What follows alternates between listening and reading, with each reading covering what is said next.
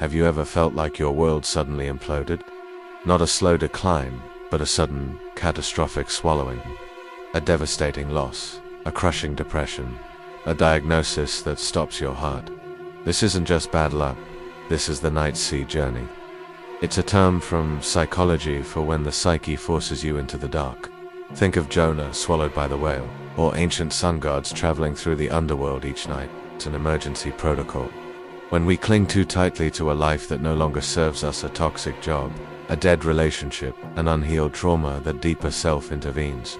It doesn't ask, it drags you under. This journey is forced because you ignored the voluntary sacrifices. You didn't answer the quiet calls to change. So, the unconscious unleashes a storm. The sea turns black because it's flooded with everything you've repressed. First comes the swallowing. Everything familiar is torn away. Friends don't understand. Your old personality dissolves, and you feel utterly alone, trapped in the belly of the whale. No one can rescue you from here. Then, the dark voyage begins. Your dreams become your only compass, but they are terrifying, drowning, being chased, dismemberment. These aren't random nightmares. They are a surgical dismantling of your false self.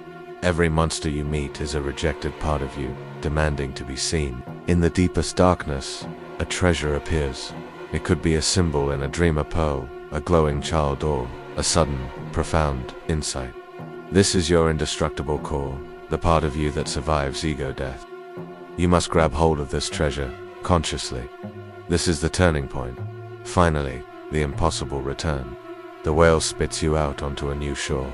You are not the same person. Your old life feels foreign, your old goals meaningless. The greatest danger is trying to go back to who you were. This is where most people betray the journey, leading to relapse or quiet despair. So, how do you survive this? First, don't fight the whale. Surrender. Record your dreams. They are your only map.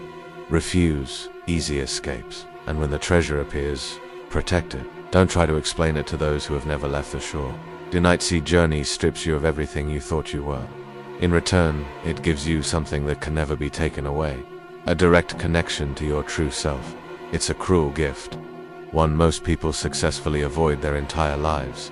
But the sea is always waiting. If you refuse the small, daily acts of growth, the unconscious will eventually force the big one. And when you wash up on that far shore, scarred but radiant, remember, you didn't survive. Something older and truer survived through you. And that is the entire point.